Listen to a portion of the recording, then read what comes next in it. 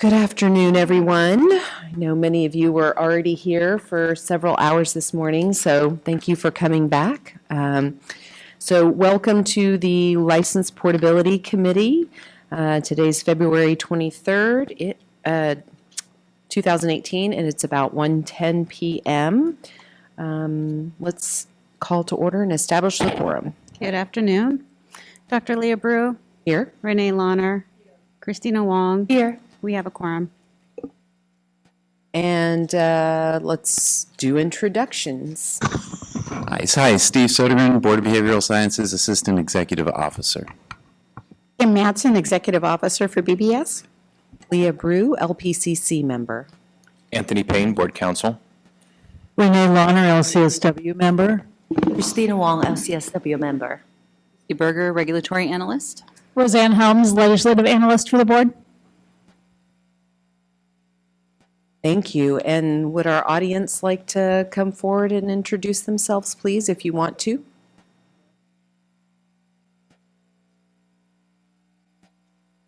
Jeffrey Liebert, AMFT, California.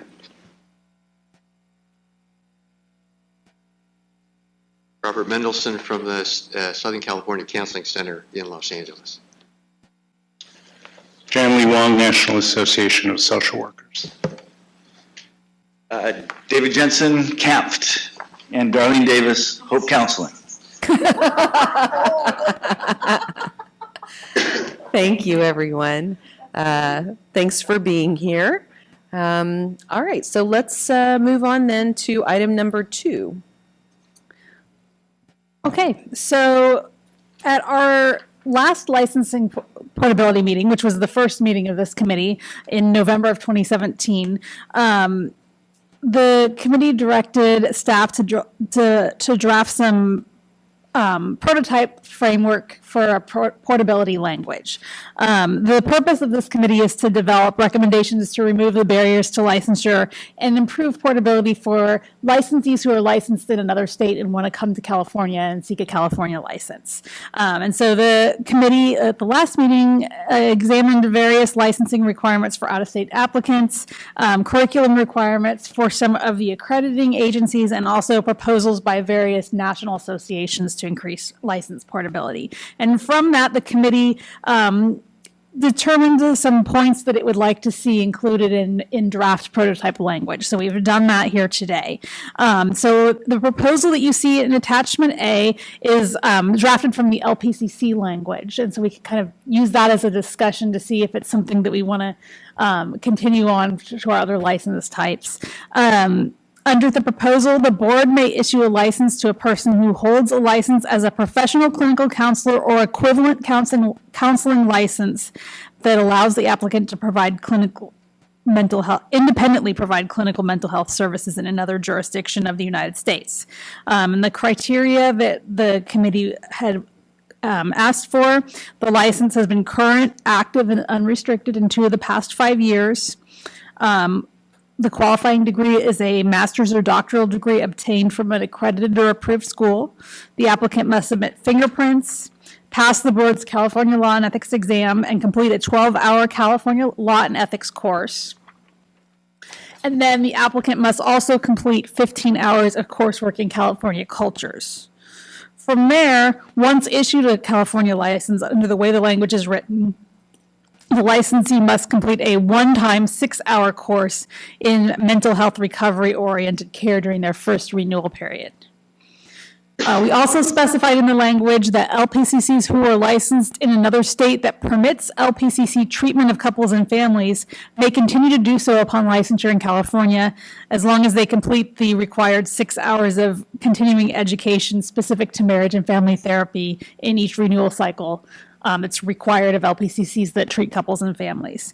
If the state doesn't have the couples and family treatment provision in their scope, then they would need to meet the requirements for treating couples and families that LPCCs who wish to do so must do as outlined in BPC section 4999.20. It's nice you have that in there, but all the other 49 states don't have the scope restriction. We're the only one. But, okay. In case that changes in the future. And for consistency, we've also, per our discussion at the last meeting, reduced the coursework requirement for California law and ethics for both licensed and unlicensed out-of-state applicants from 18 hours to 12 hours. Because that was discussed that that's more of a 2-day course. And so in looking and discussing in the proposed language today, there were a few points things that I just wanted to point out that occurred to me when I was drafting the language. One of the things is that is the language about having the out-of-state licensee have an equivalent counseling license that allows the applicant to independently provide clinical mental health services in another U.S. jurisdiction. Is that appropriate, or does that need to be tightened up any? Another question has to do with the national exam. Currently, the board only accepts the National Clinical Mental Health Counselor exam for licensure. And under this proposal, the board would accept whichever exam that person had passed in his or her state. And so I've gotten a little bit of information. I've gathered a little bit of information from NBCC that once we get to that, I'll throw out some points of interest there. And then a couple of other things. This proposal provides a pathway for an out-of-state applicant to apply for a California license if they've been licensed at least 2 years in another state, but it doesn't offer them an opportunity to register as an associate while they're waiting. I'm not really sure that's needed. They would probably have to follow the other pathway if they wanted to be an associate. So I wanted to know if that's acceptable or if there's any way we want to mitigate that. And then finally, does the committee wish to extend the provisions to out-of-country applicants? Right now, it just says applicants of another U.S. state. So, and with that, I'll open it up for discussion of the proposed language. If everyone's okay with this, what I'd like to do is I have a few questions prior to the 4 points, and then I definitely want to go through 1 point at a time, if we can do that. So before we get to those, just a quick question about the first bullet point on the proposed language. The license has been current, active, and unrestricted for at least 2 of the last 5 years. What if it's unrestricted right now? I mean, it's restricted right now.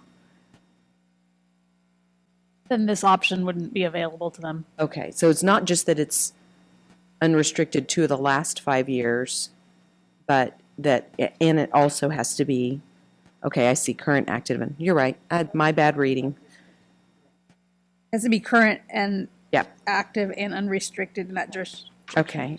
And then, sorry? Yeah, no, go ahead. Microphone, please. If it were restricted and they were on probation year 1 to 3 and unrestricted 4 and 5, and then they apply, that's okay? I do see what you're saying, though, now. Yeah. That what if it's for 2 of the past 5 years, but that right now it's restricted, but they meet everything else. Right. So the 2 has to be the most recent years. Needs So to it be the most- needs to be added. It also says that it's unrestricted here, though, right? Because it's current, active, and unrestricted. So it could be restricted right now. Yeah, that's what I was asking. So could we separate out those points? So they've been licensed at least 2 years, and then do another bullet point. Or have an unrestricted license Have for an the last unrestricted 2 for the last years. 2 years, just kind of Word it differently. So Restricted for the last 2 years, for the most recent 2. has been current and active for 2 of the past 5 years, and then currently holds an unrestricted license as another bullet. Yeah, there we go. Yeah, that makes it clean. Okay. Well, hang on, though. What if they were unrestricted in year 1 and they're unrestricted in year 5, but the last 3 have been restricted? Do we want 2 continuous most recent years to be unrestricted? I kind of do. Because we picked this magic number 2 out of our hats. And they need to demonstrate that they've been safe for 2 years. So I kind of want to get rid of the 2 of the 5 year idea and just say the most recent 2 years must be current, active, and unrestricted. I see. Go ahead.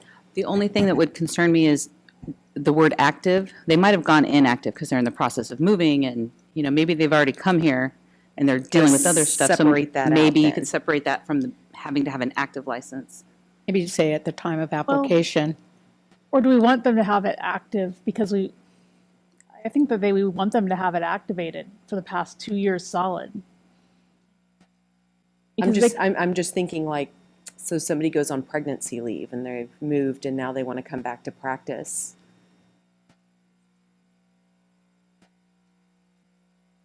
What is the, I think we're mixing it, so what's more important? Is it more important to have an unrestricted license? For the last 2 years. For the last 2 years. For sure. For the most recent 2 years. And then, how do you define current? How's that different than active? It means that it meet all the requirements for renewal and stuff. Because you can be active, but you can be delinquent. So we could put current and active together. So the question is, do we want to do it in the most recent 2 years, or do we want to do 2 of the last 5 years for that category? So I have a question. Now, in that case, since we just pull out the numbers, so 5 years now, so what is the time length, the minimum time length that they can transfer their degree when they have post-licensure for 2 years, right? And then they can transfer. I think the intent of this is we kind of morphed from the different examples. And so one proposal was 5 years. One proposal was 2 years. I think we landed on 2 years. And then we got into the discussion about whether it being restricted or unrestricted. I would say, yes, we want them to practice safely. My concern is, are we being punitive because somebody has already had a matter in another state, it's been adjudicated, and they have completed their probation or they've paid their fine. When we let them go off probation, we say, you have an unrestricted license, go forth, do good. We're now saying, if you come in here and you just got off probation a year ago, wait a minute, I'm not sure we want you. Okay, so let me give you this example then. So sometimes we give 3 years probation for somebody who has a DUI. Right. And now they've been sober 4 years.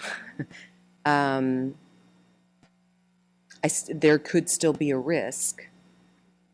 You know what I mean? Like there's a higher risk for that person than, I don't know, somebody who was careless with their case notes or something. Right. It just And kinda different depends. states do just different, discipline differently. They really do. So Yeah. I don't know, things that what I've seen, things that we would absolutely revoke, they get the reprimand letter. So I think I want them to be unrestricted for 2 years. I think unrestricted, but I don't know that I think if we put a time limit on the unrestricted, it's setting up a barrier again. And Just for 2 years. Well, if they move, you're right. yeah, Because then they move here and they're here and they can't do it. So, in my mind, if you've successfully completed, you've atoned for whatever misconduct you were. And if they had a time where they were on probation, you would be reviewing it anyway. So Right. if they had sex with a client and they got a reprimand, we could say, oh, no, Oh, no, no, we're no, not no, going to no, give you no. a license. Right. We have that right. Right. Okay. Right. Then the staff can make that judgment. Right. Because in the license verification that we would take from the state, it's going to include any disciplinary action. And so, I would like to leave that at our discretion. But I would like to leave the door open to say, hey, if you've been licensed for at least 2 years, minimum of 2 years, and it's active and it's unrestricted, you have the opportunity to do this pathway. But if the license verification reveals we've got lots of history of former discipline, then that leaves it in our discretion whether or not to bring them on and bring them on through the probation track. Okay. So this not include administration. So if someone had a site and farm because they were 2 CE units short, they're not going to be called having a restricted license. They're not going to be referred I to would that not way. consider that a formal action. Because I don't know if all other states separate out. I don't know. I mean- It's different, and that's why I think if we leave it a little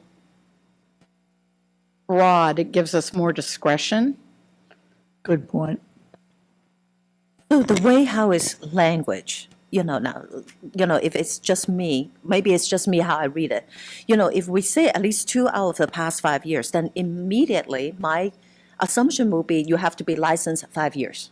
And then out of which it's 2 years that, you have to be licensed, active, and, current and unrestricted. That's how I would read it. That's exactly how I read it, and so then that sort of negates the 2-year thing. That's right. So I'm thinking that what about we just get rid of the 5 years and just say that 2 years? At least 2, 2 of the years. That would align with a lot of the other proposals that are going forth nationally. Right. At least 2 years. 2 years. Yep. But is Date that, of application or something like that, right? is that 2 years from when? The date of application? So just 2 years prior? Prior. No, Yeah. 5 years. Yeah. So it would 5 read, the years. applicant's license in the other jurisdiction has been current, active, and unrestricted in that jurisdiction for At least at 2 least years. 2 years immediately prior to the date. Of application. Okay. Everybody up here feel good about that? I do. Anybody out there want to make some comments? You're good? Okay, let's move on to my next question. So I find it interesting that we have 15 hours of culture and 12 hours of law and ethics, and they would have had ethics, so I'm less concerned about them learning it. I teach the law and ethics class, and I'm thinking, can I teach California law in 12 hours or 15 hours? I don't know. I'm just questioning, yes, it would be convenient to do 2 6-hour CEUs, but California law is complicated, having been licensed in 2 states. So I just want to open that up to think about it. Are you saying that you want to raise the number? I would think at least 15 if you're looking at California cultures at 15, right? Then I'm thinking you've got judicial law, updates on Tarasoff, you've got the family law, and then, of course, our own regulations and our own laws. And it never hurts to get a refresher on ethics anyway. And all the 1099 business law. There's just a lot that's unique to our state done in 12 hours.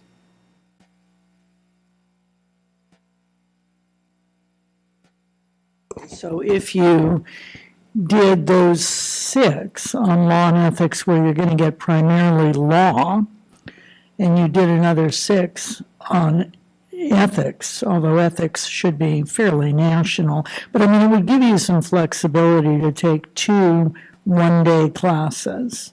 Yes, I think that's why we picked the 12. But can you teach all California law in 12 hours or Maybe. even in 6? That I see, it's after lunch. To your question, I don't know. But they have to pass the law and ethics exam anyway. True. So That's a good point. Okay, I can live with Although- that. Thank you. If you made it 15, that would be about 2 8-hour days. So it's still could theoretically be done in 2 days. But the CEUs tend to run in 6-hour cycles, I think, right? Oh, sorry, the CEUs tend to run in 6-hour cycles. You can do 7 hours, 7.5. It's not undoable. And there's probably more overlap than you think, because I work with clinicians all over the country, and they don't call it Tarasoff, but they have duty to warn in many or most states. They follow our same kinds of criteria, and the same with child abuse, blah, blah, blah. Like Texas child abuse law is a lot different. Like if you're a mandated reporter, you're a mandated reporter in any capacity. So if your next door neighbor's beating his kid, you have to make that report. you are legally obligated to make that report. Whereas here, it only needs to be within the work of your license. Right, but you're not teaching the whole concept, is all I'm trying to say, so Right, that right, 12 right. hours might be sufficient. Because I feel like when I teach the class, 45 hours is not sufficient. Yeah, I think I'm comfortable with 12 hours because they're gonna have to pass the law and ethics exam anyway. Okay. I feel like our exam covers the worst part, the hardest part. It should, Yeah. Okay. All right, thank you. because we do test for minimum competency. Okay, thank you. I just wanted to have that discussion. All right, is there anything prior to getting to the 4 points that Roseanne brought up from the dais here? No? Or from the public? No. Okay, so let's start on the first bullet point of is it appropriate or does the requirement need to be tightened? So I'm curious about that question because the applicant has to independently provide or be licensed to do independent practice. And I know that some states, in particular where the LPCC, have different tiers. And if we change language, I'm thinking of social workers as well, maybe licensed at the highest level for independent practice in that state. Yes, exactly. Is there any concern that, I think that some states have like different levels, and then there's a clinical level, and then there's like a clinical supervisor level. Is that concerning at all? That would be considered the highest level? No, because a supervisor is a separate category altogether. So yes, they do license supervisors in some states, and it's a separate sort of process. But it would be if you use the highest level for clinical practice, highest license level for clinical practice, that should take care of it for the BBS to interpret. And that aligns with what the MBCC and the ACA are proposing at the highest level, because they also recognize there's those different levels. Yeah, and social work too, And social right? work too. So, even though they may not have the same acronym that we do, as long as it's at the highest level of licensure to provide clinical services, I'm comfortable with that. For clinical mental health Clinical services. Yeah, clinical mental health. Independent clinical, yeah. The words highest level, independent, clinical mental health practice. I think your mic went off. I think you just turned it off instead of on. So we would say that allows the applicant to independently provide clinical mental health services at the highest, At the highest level. And if you need language, Roseanne, I have it in my office. Oh, okay. Yeah, it's under the MBCC proposal. And that should cover social work, right? I think It so. should. And okay, good. And MFT doesn't have the different levels in other states the way our two professions It's a do. specialty license. Exactly. Okay. So In the other states, not here in California. Right. Just to I mean, clarify. in the other state, yeah. talking to our mics. They're too quiet. We need to be louder. Okay. So was there anything else that you were thinking about on this number 1 in terms of needing it to tighten it more? I think that the only concern that I had is the clinical mental health services at the highest level. Could that be construed to mean that like maybe somebody could get maybe they're licensed in another, they have like a MFT license, and now they decided I want to get a LPCC license in California instead. Could that allow like crossing over? No, I think we talked about that last time, that we weren't going to let them cross over. And you have to come over, if you can't, coming in as an LMFT, you apply as an LMFT and so on and so forth. Yeah. And for the social work is clean, MFT is clean, counseling, it's either professional counselor, professional clinical counselor, or mental health clinical counselor. So they're really, the acronyms, add the L's here and there, are different, but the word counselor is always there for every state. And I think that by saying equivalent counseling license, that implies that. I just wanted to make sure that everybody agreed. Yes, I think so. I think I feel like maybe we should just tighten it up, if there's a way we can tighten it up a little bit, because other equivalent counseling license, Ooh. to me, that is a little bit wiggly. Maybe get rid of the word other. Maybe. That might work. Because, like New York State licenses art therapists. I don't know if it has the word counselor in it, but we don't want that to be argued that. They qualify that way. Right, Right, exactly. because, yeah. What about just licensed as a professional mental health clinical counselor that allows the applicant, and then just cross that or other equivalent counseling license?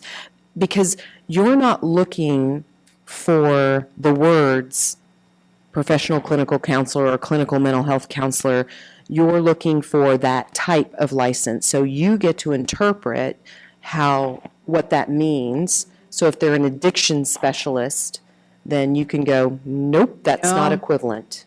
No, because we're looking at a clinical counselor license. And there's Put a mental health in there. clinical mental health. You want to say as a mental health professional clinical counselor, or do you want to say professional mental health clinical counselor? Professional mental health clinical counselor. Different languages in different states for Yeah. that license. Some use the clinical, some use the mental health. Right. And then strike out or other relevant Yes. Or other counseling equivalent. license. Yep, Counseling strike it license. out. We've struggled with that. That language is in current law, and we've occasionally get questions and pushed on that, so, yeah. Yeah, well, okay. Because then you come down, because all this is doing is giving them, the person that's licensed, already licensed, they've already met those requirements in that state. This is just giving them a more streamlined approach to licensure in California. Because we're going to presume if you're practicing at that level, you have the assessment and the diagnosis and the educational requirements, you did your hours, you passed the exams. So setting it up this way allows us to treat them as the licensee that they are rather than the applicant. So that I'm okay with that. And not having the or other counseling license, because they can come through the other way on that if they want. Dean? I'd like to ask if this means they have to have the word counselor in their license type, or could it be therapist? I'm thinking of some of the creative arts therapists who qualify for our license. I think most states would license them as LPCs, but New York and Pennsylvania do have a separate license for creative arts therapists Except who for, might meet our requirements. if I understand it correctly, I'm not sure about Pennsylvania, but New York, they have to be under the supervision of a psychologist. They're not at the highest level. For independent practice. For independent practice. Independent practice? I think so, because they have different levels and like in New York, they have to have 5,000 post-degree hours. They have to have a 60-unit program and have needed that for many years before that was the national trend. But I'm not positive. When we've compared across the states and the professions that put that out to see the various license types, when they do a variation of professional clinical counselor. So it's either LPC, LPCC, or LMHC. So it's seven different ones. Right, I'm aware and of so that. counselor is present in just about all of those license types. So I'm confident that that's fine. The art therapist applicants and the dance therapy applicants that we have typically present to us without the assessment and diagnosis in their degrees, one or the other or both. And if we the danger in leaving or other counseling license, leaving that phrase in there, now opens up the door to them to come in, and they don't even have the basics to provide that highest level of clinical services. So I'm very comfortable removing the other counseling license reference and leaving it how we're presenting it as professional mental health clinical counselor. So we're back to that assessment or diagnosis, which I thought we said yesterday could be taken care of with a new portability. That was well, we talked about it with the in-state. We didn't talk about it with the out-of-state yesterday. And the out-of-state- But the out-of-state is where we still have questions. Right, but the out-of-state folks that come to us also have the title LPC, and they may be missing those two pieces. The ones that we mostly have problems with are the art therapy and the dance therapy licensure out of New York. Yeah. That is not the same as what we do out here in California. And I'm going to say probably in most of the other states. New York is very unique. Well, it is a separate license there. Exactly. But if they have to be under supervision, then they're not practicing at the highest level. Yeah, they're I not wasn't doing- aware of that. Yeah, there are like 4 different layers, I think, for counseling. They were the third to the last state to go, and it was convoluted. Yeah. Well, So this means that someone with an older degree for clinical counselor, Dean, this means that we recognize them as a licensee, as a clinical counselor, and they can come in. That's how, when we talked about how that was going to get taken care of with the Portability Committee yesterday. so this means that nobody who is licensed as a dance movement therapist or art therapist is going to qualify. If they don't have assessment and diagnosis, yeah. Because, Well, even because my if thought they is they could apply, if they do, then they could apply as an intern, I'm not an intern, an associate, and then make up whatever courses they're missing. So there would be a path for people who really do have the clinical mental health training, even if it's using a specialization in dance or art. So then they would go just through the intern path instead of the already licensed path. It'll be more complicated, but it may not block them out, assuming their education is equivalent enough. And alternatively, they could apply in their own state to be an LPCC with that art therapy or dance therapy degree. And, if they qualify and they can practice at the independent level, and New York licenses them as an LPCC, then they could do that. But my suspicion is they can't, they don't qualify for an LPC license in New York with the art therapy degree. Otherwise, they would already have it, the degree, or I'm sorry, the license. The license. Yeah. I was going to try to look it up really quick. Anybody have a computer? Well, you know what? If My that's phone is tiny. Yeah, if that's a huge concern, we can certainly, we have the reference book upstairs. Okay. We can look at it and bring it back at another meeting. Okay. Yeah. I guess what I'm concerned about is if they meet all of our requirements except their assessment course is a little different than our definition of assessment, would they be denied? If they're a clinical counselor, no. Licensed as a clinical counselor, no. They're licensed as a clinical counselor at the highest level. But if they have that license at the highest level and they can prove it to us, we're not going to look at any of their coursework. That's what this option is. We won't look and see, even if they don't have the assessment and diagnosis, or they do, or it's not. Right. They're If they licensed have the by that other counselor. state, or taking the other states, it would, at face value, okay, this person's qualified.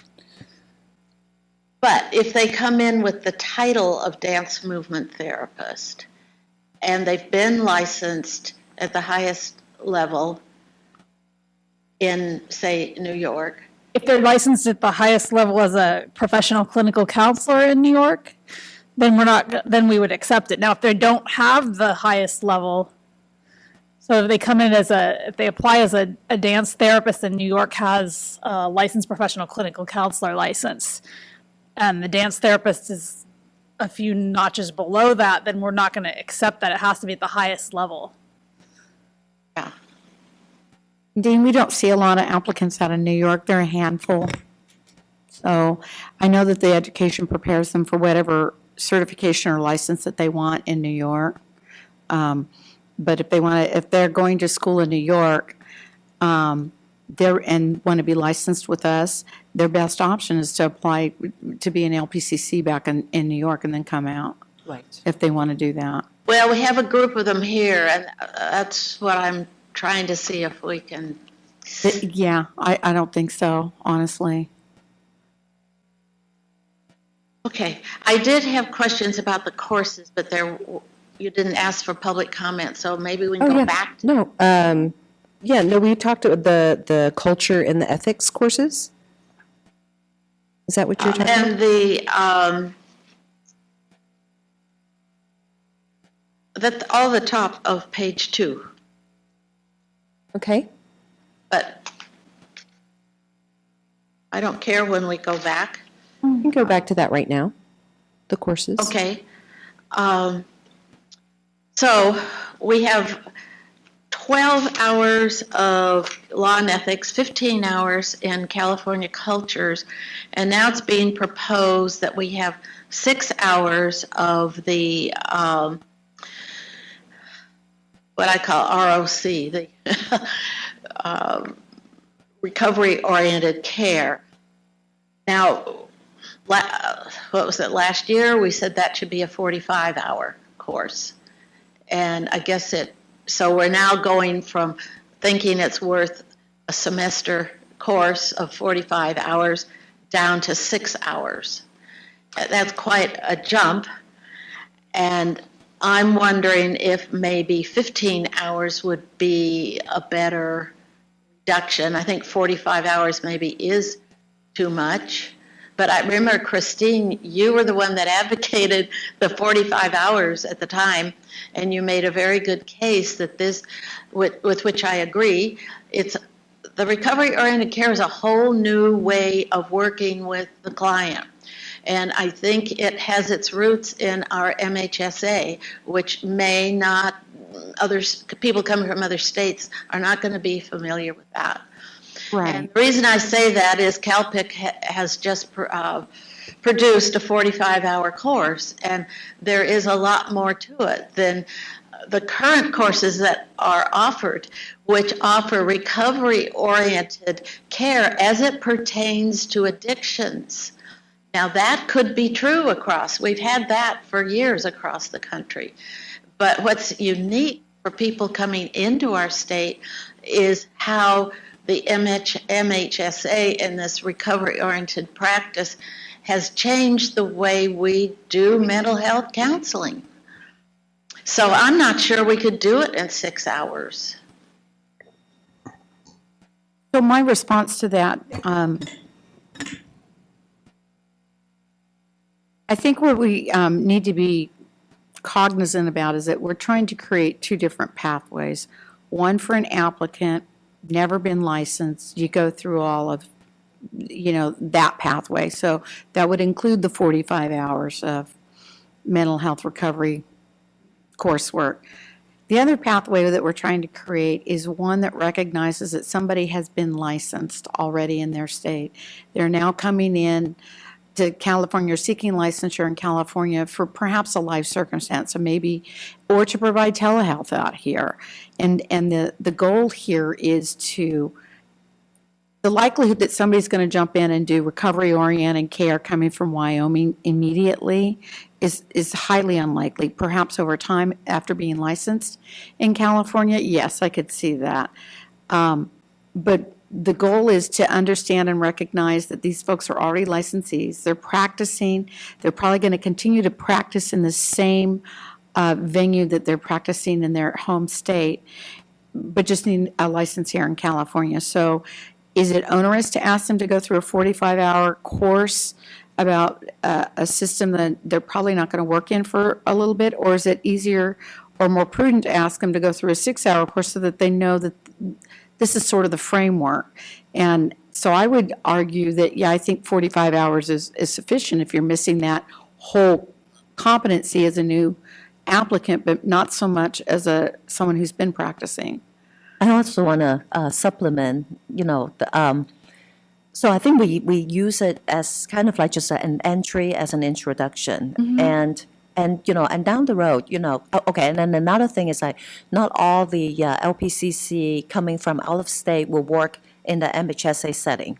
And so, so I think one of the discussion was that, if the licensee is really interested in working, for the MHSA, it doesn't preclude them, to continue to use their, CE requirement, to obtain them, to obtain more in-depth understanding about the wellness and recovery theories and stuff. So I think that was a good compromise, yeah. So you're okay with it? Because you're the one that started the 45-hour idea.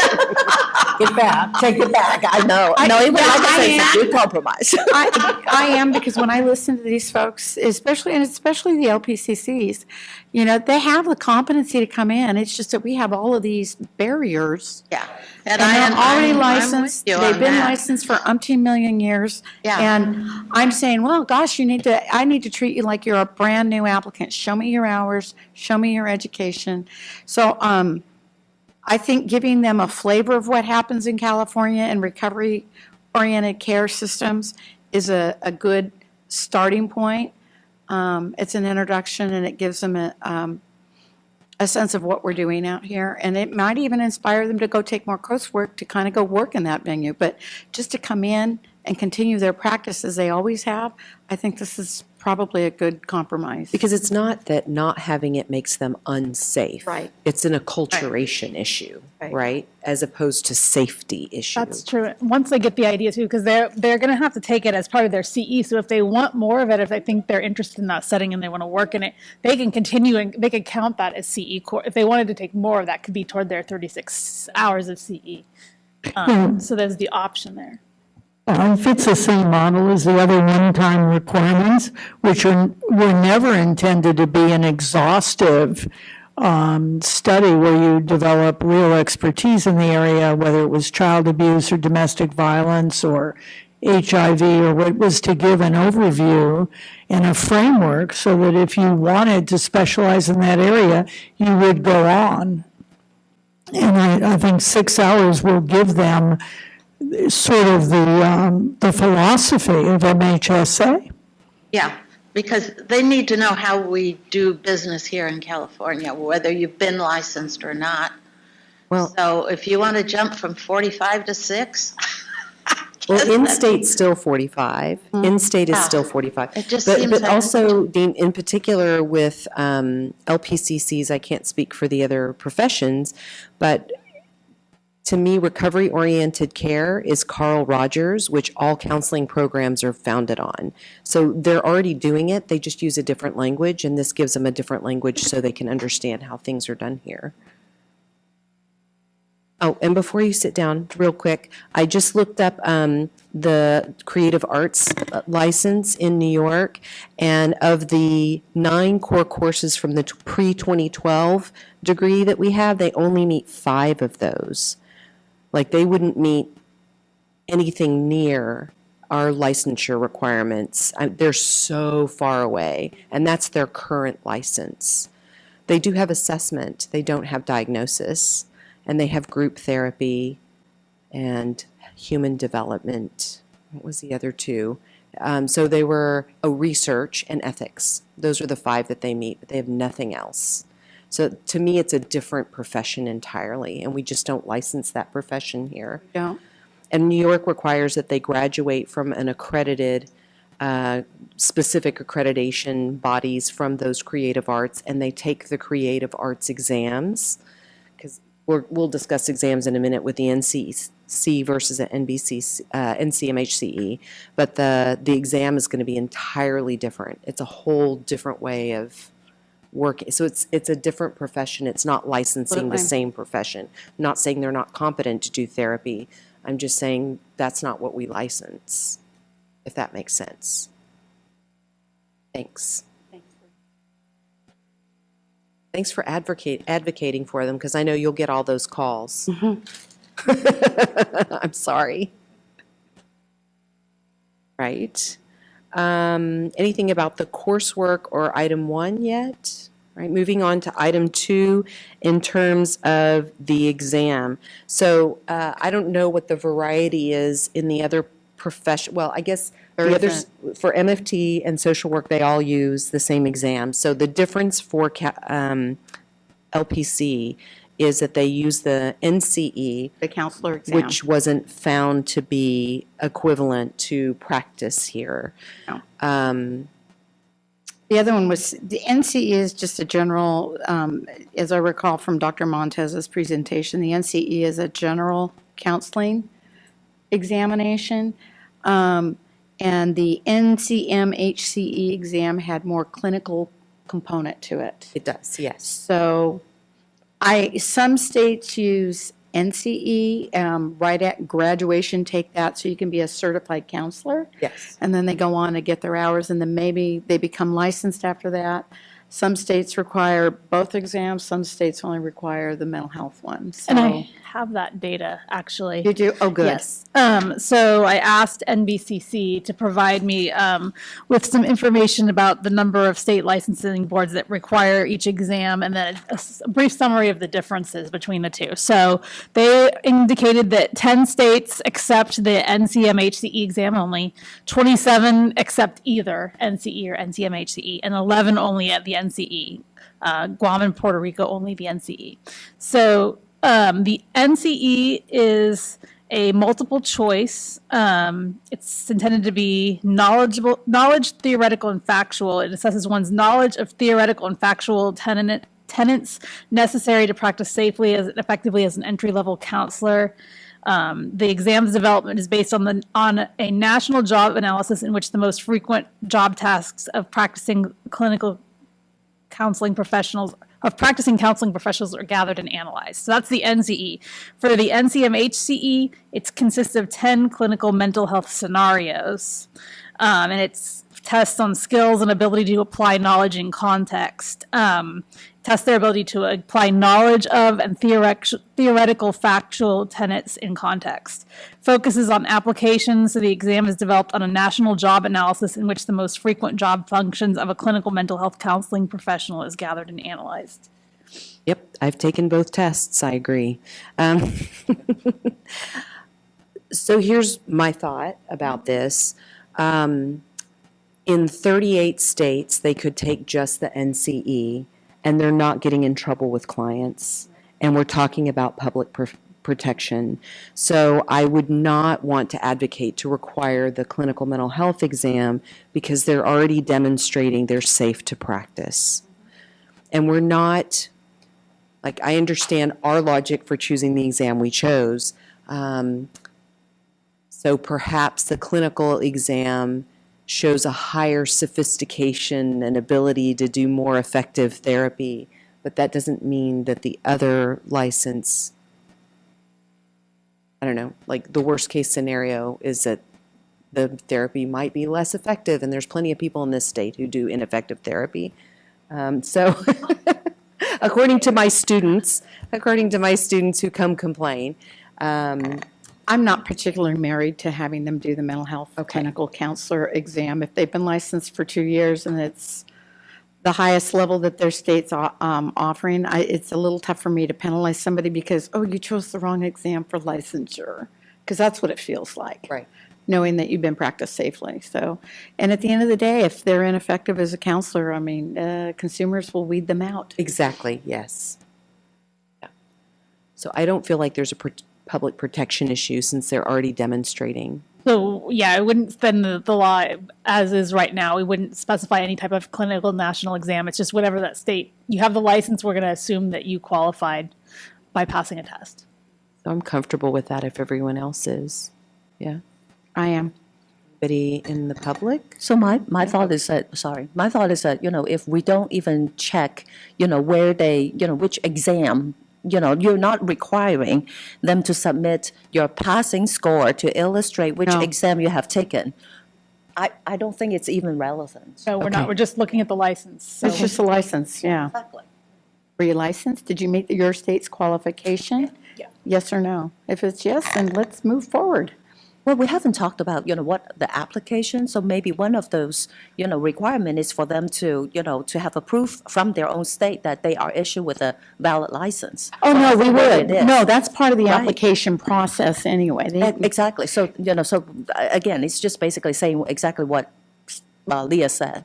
Right. In a different words. The law as it written says they hold a licensed professional clinical counselor license. So we would check, that would be part of the application is we would want proof of that right out of the bat. Okay. Any public comment? All right. Moving to number 3, the last question is, does there need to be a pathway for the associate registration as well? I feel like the purpose of this particular committee is for licensed individuals, so I feel like that question doesn't fit the purpose of this. So yeah, under that, so we've kind of tweaked the language. If you look at Yes, it confused me. 4999.61 on the bottom of page 5, basically that's the current law for people who do not hold the license at all. So basically, we've separated that into you either qualify as an out-of-state licensee or anything else. So you follow this other more specific path, and we look at your coursework if you're going to get an associate registration, or if you haven't been licensed 2 years or not in good standing, then you go the other way, which is a lot more detailed. So I just wanted to make sure that everybody understands that and is okay with it.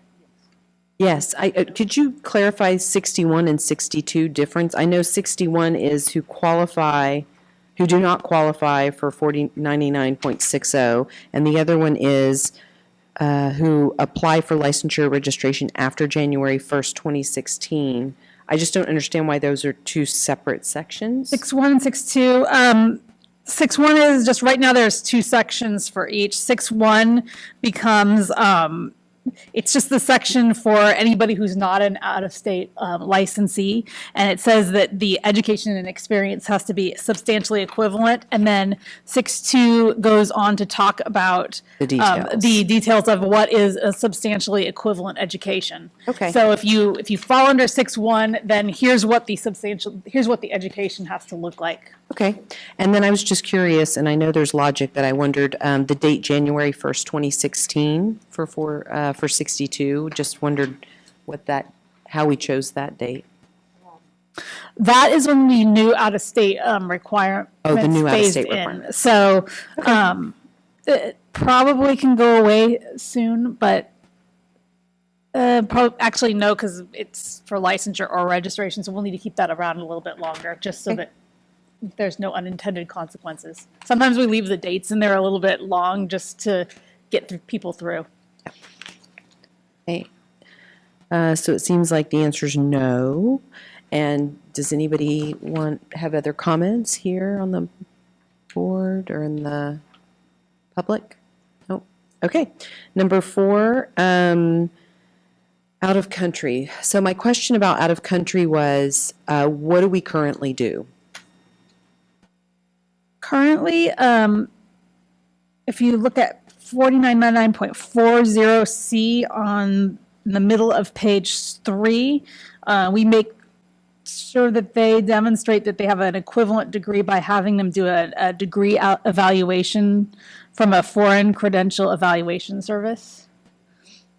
But the way that this is written, I think that the way this is written, the .60, the out-of-state licensure path would only apply to somebody that's licensed in the United States, because we kind of are looking at the national NBCC and all the other national associations, and I think that's kind of aimed at that. I don't know what degrees start looking like when we get out of country. They get different. So in Australia, for example, they can be a psychologist with a bachelor's degree. Right. So I think I don't want to make any broad sweeping generalizations, and that I would leave it to you all to use your discretion. I think the current practice is just fine. That we have, none of the proposals that I have sat in on to develop have ever included a conversation about applicants from out of the country. Except for maybe Canada, I don't know. Well, no, not even Canada. Not even Canada. So in that case, yes, they would, those applicants would qualify under .61 and .62, Right. that we would go through the normal process that we do now. Right. Christina, you had your hand up? No, I was just about to say, Roseanne, what she had to say, since I was an out-of-country applicant. So I had to go through the same process, and even though I had experience for many years, but I think it's fair because reality, when you go from country to country, okay, put it this way, when you're talking state to state, there that cultural difference, not language, but for the country, there's the culture and then the learning the system and the language. It's fair to Yeah. to a certain extent, and the license equivalency is just so different. Yeah, The it's hard. training's very different, so, yeah. I mean, I think that it's difficult because there might be some people that, it's very similar to the United States license and, it would have been fine, but there's no way that we can account for every possible country. No, and I really think the intent is across the United States to improve the portability. That seems to be the focus of the nation as well as the independent states. I'm just thinking that, but we're not precluding down the road, maybe 20 years later, No. then there's that possibility because the world is so much smaller now. Just not today. Right. Okay, so we've touched on these issues and we'll make some minor modifications to language. And I'm wondering if maybe the next step is, do you want to modify the language on this and then do equivalent language for the other two professions? We'll meet possibly one more time to look at that so that we can make a recommendation to the larger board. Does that feel like the correct path? That's sort of what I was thinking, is we'd make the changes discussed today, a draft for MFT and LCSW. LCSW might look a little different because their law is structured a little bit differently. MFT is going to look pretty much like this. And then we could discuss where we're at the next meeting. Okay. Jeffrey Liebert, AMFT California. I just have a quick question, exactly what you just said. Can you speak up a little bit, please? Absolutely, sorry. A quick question for Roseanne about what you were just hinting at. Would that suggest that the national MFT exam would be valid for someone coming into California from another state? If they're licensed in that other state at the highest level, yes. Thank you.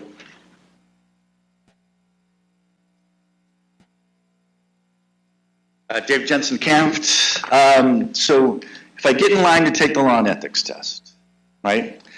If I get in line to take the law and ethics test based on my application to transfer licensure, that'll be the same tests that associates would take? Yes. So the same booklet that we put out would apply to Yes. them? Any guesstimate on the number of potential applicants we're thinking about crossing state lines? I don't know, honestly. We get right now. Boy, I don't know. Do you know off the top of your head?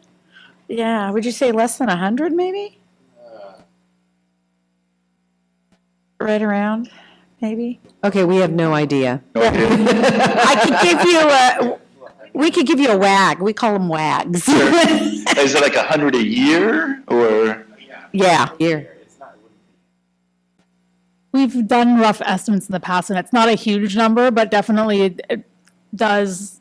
There are a significant number of people that are moving here. So. Right. But I think what's going to grow is with telemental health. And That's so definitely- that's where we can't possibly anticipate, but certainly that world is growing. Yeah. But So the we have 12 to get on those laws. I get 12-hour class, that's the same requirement though for the associates that fail, right? Oh, if they fail. So yeah, the 12-hour course for the failing. Since No. they wouldn't require that. No. Because they won't need it unless they get a registration. In the meantime, before they actually go and get approved, they won't need the 12-hour course to retake the exam. You only need the 12-hour course to do the registration. Now, if you're not passing it, definitely we would recommend, it might be a good idea to do it, but unless you have that associate registration, that's where the class ties in. Okay, thank you. And also to add to that point, I think that I get a lot of calls personally about people, my client has gone to college in another state, or, And I think that if other states adopt this, or if somebody has a college student that moves to California, if it's worth their time, it'll definitely open up a pathway where they might feel that it's worth it to get a California license now. So that might increase our volume a little bit.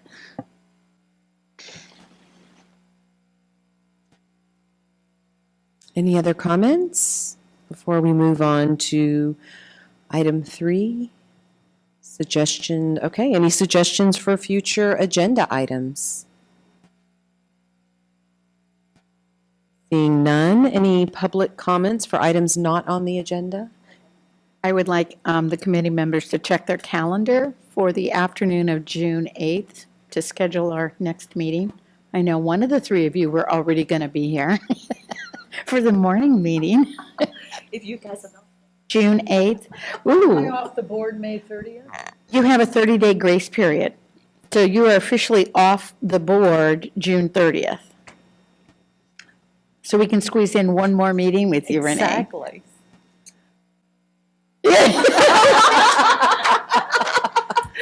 You can choose. You can, let me look. yeah, I mean, it's entirely your discretion, Renee. And it's in Sacramento, It'll be here in right? Sacramento, yeah. And are we looking at morning or afternoon? Afternoon, because we were thinking you would like to fly in and out in the same day. I would. Is it good? Right. Okay. Well, let's do the License Portability Committee meeting on Friday, June 8th, and we will convene at 1 o'clock.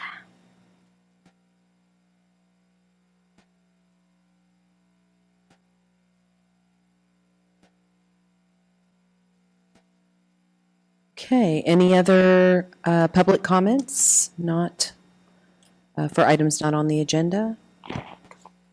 All right, seeing none, then we are adjourned at 2:11 p.m. Thank you, everyone, for coming. I appreciate it.